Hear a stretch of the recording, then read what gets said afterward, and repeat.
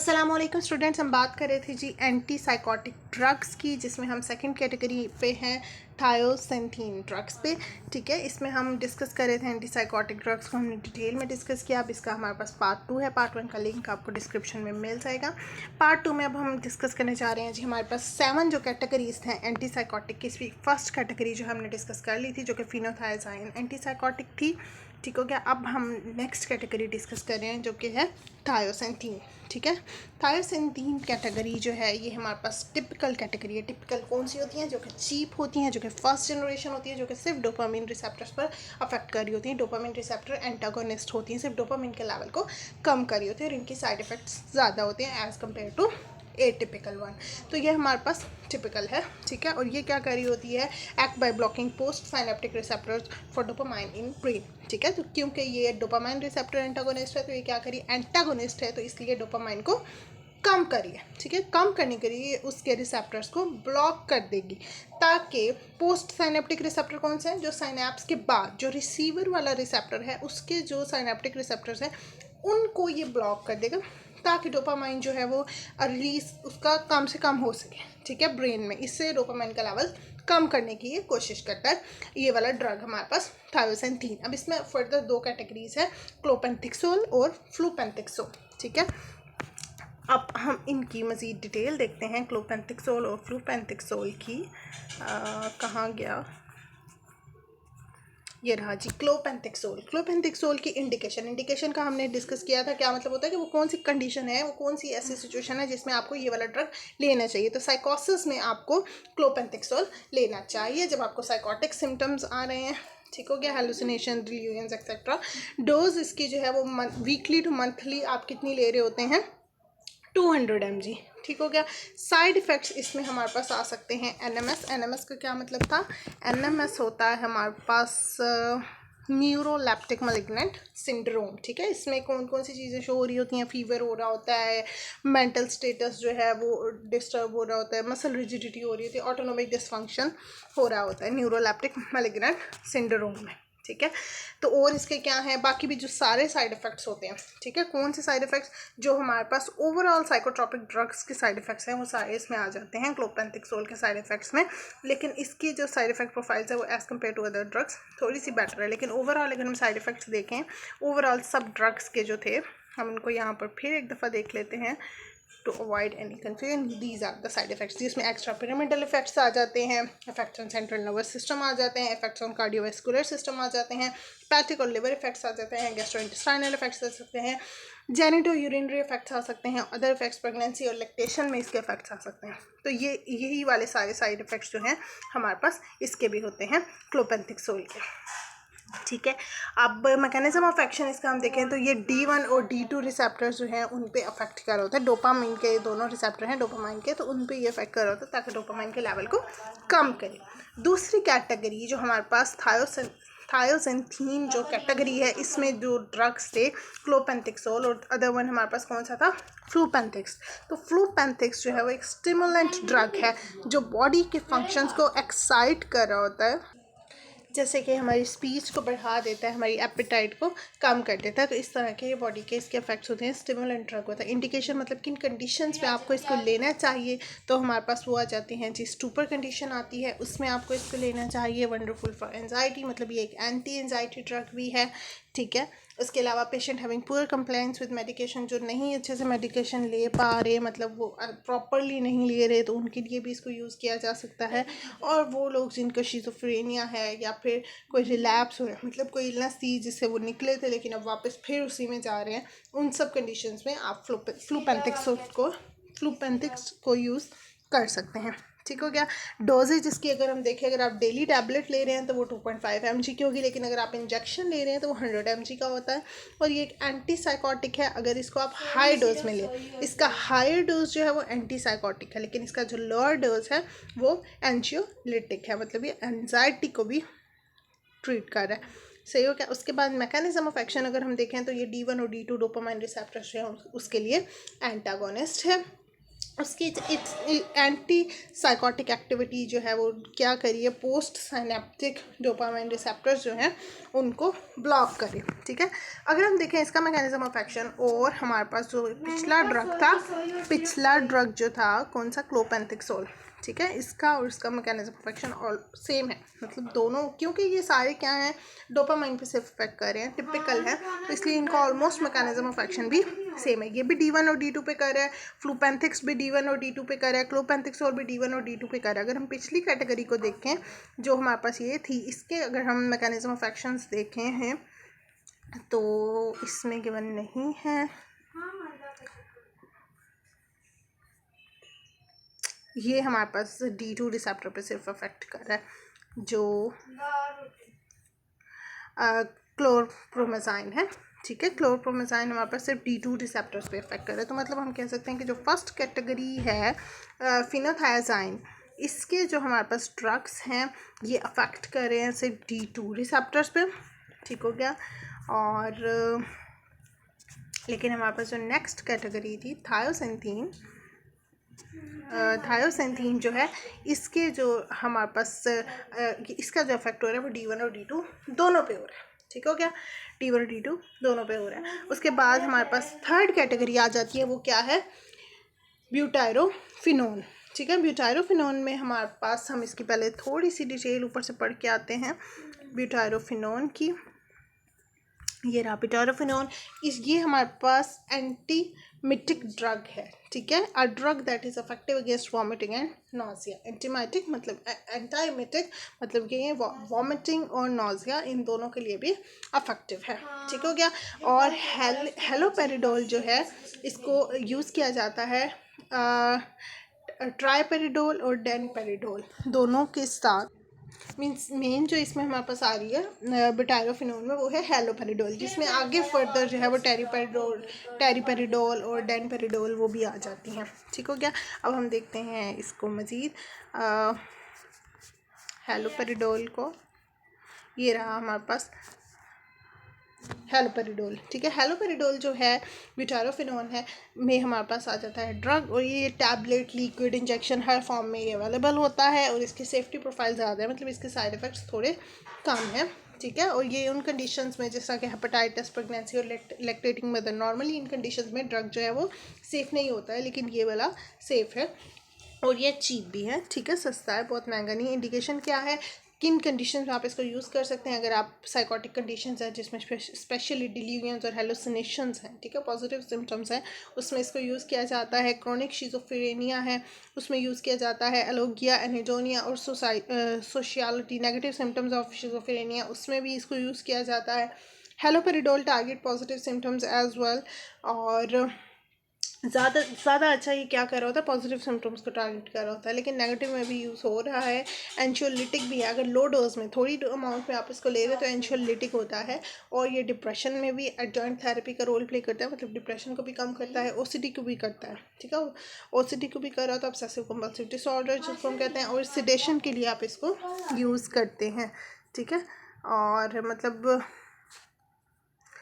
ठीक हो गया। उसके बाद हमारे पास डोजेज आ जाते हैं। आप इसको एक दिन में 10 mg से ज़्यादा यूज़ नहीं कर सकते हैं।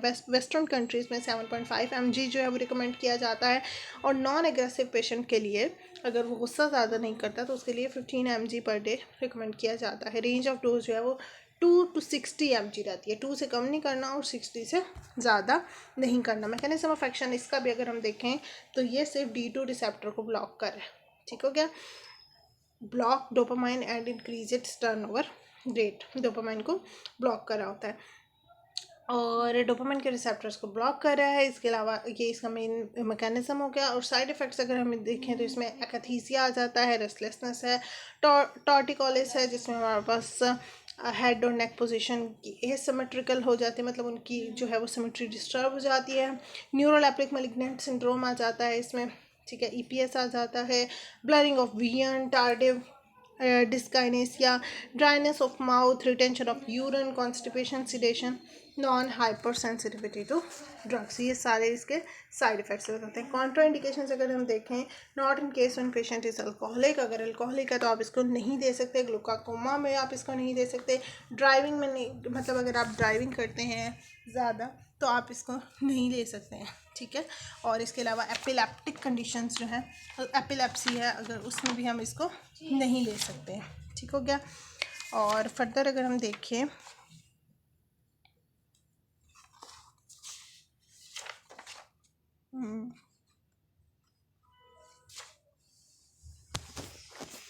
ओके, नेक्स्ट हमारे पास जो कैटेगरी है वो है बेंजोडाइजेपाइन. बेंजोडाइजेपाइन जो है हमारे पास फोर्थ कैटेगरी है. टोटल हमारे पास कितनी कैटेगरी है? 7. तो अब हम फोर्थ कैटेगरी पे पहुंच चुके हैं जो कि है बेंजोडाइजेपाइन. बेंजोडाइजेपाइन कहाँ है?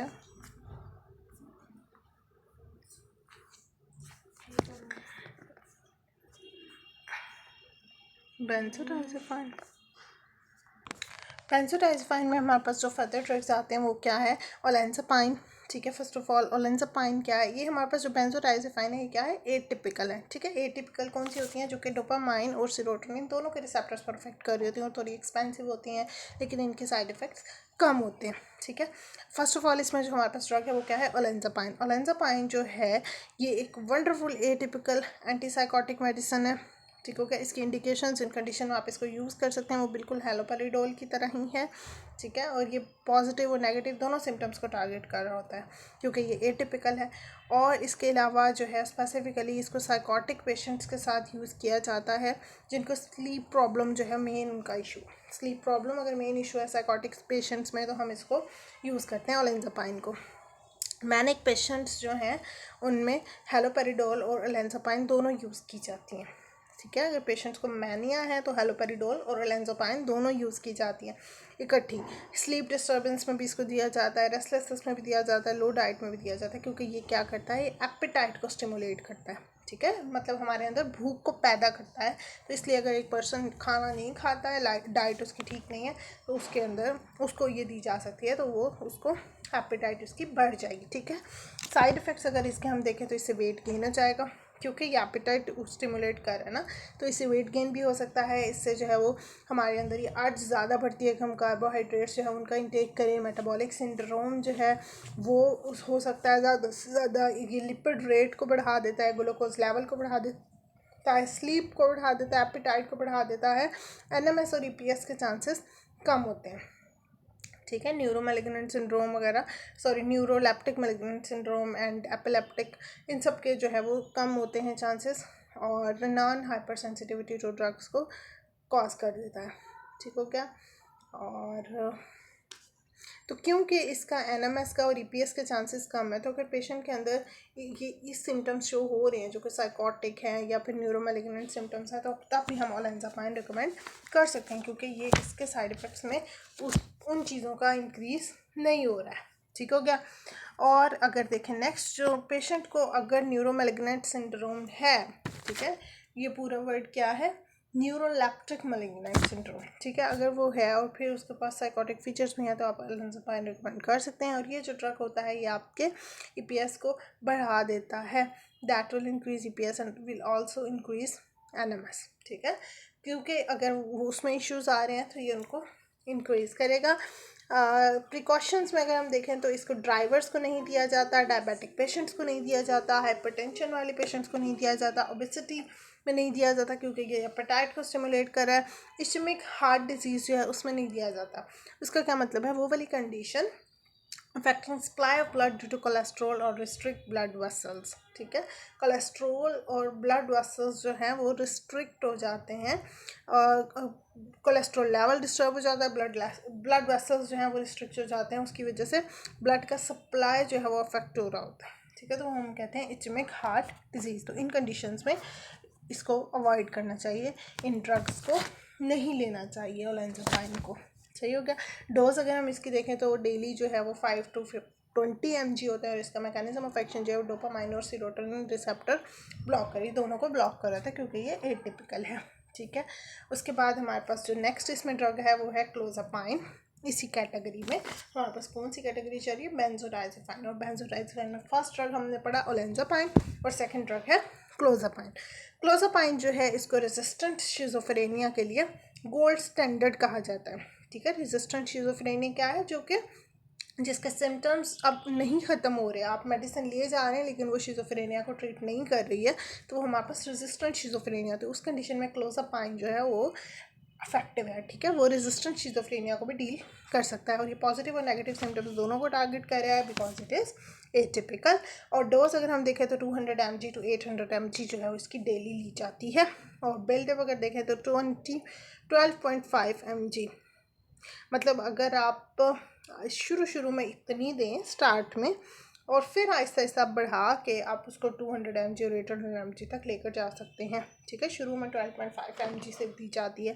साइड इफ़ेक्ट्स में बोन मैरो सप्रेशन हो जाता है। ठीक है, बोन मैरो सप्रेशन का क्या मतलब है, इनएबिलिटी और reduced ability of bone marrow to produce white blood cells और leukocytes in turns weakens the immune system.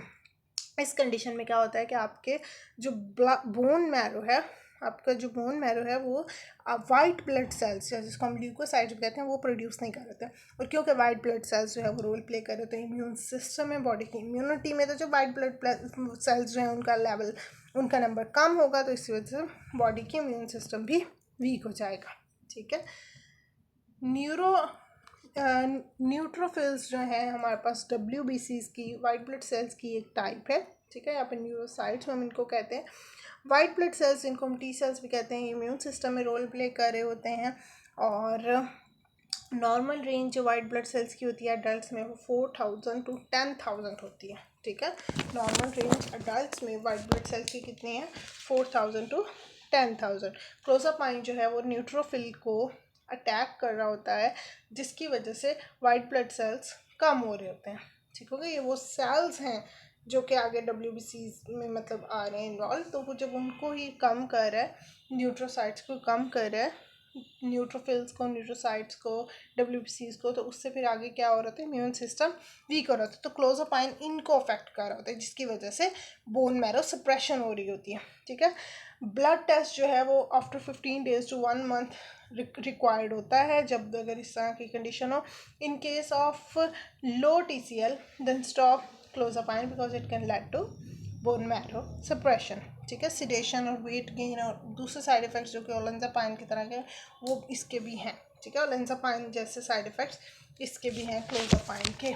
ठीक है, ओलेंजापाइन के कौन से साइड इफ़ेक्ट्स थे हमने देखे, कहाँ है ओलेंजापाइन, ये रहे। इसके side effects weight gain, carbohydrate बढ़ जाना, metabolic syndrome, lipid rate, glucose level, sleep, appetite, NMS, EPS, hyper sensitivity to drugs, ये सारी चीज़ें जो है एज इट इज़ यही सारे साइड इफ़ेक्ट्स हमारे पास इसके भी हैं। ठीक हो गया, क्लोजापाइन के भी। इसके बाद हमारे पास 5th कैटेगरी आती है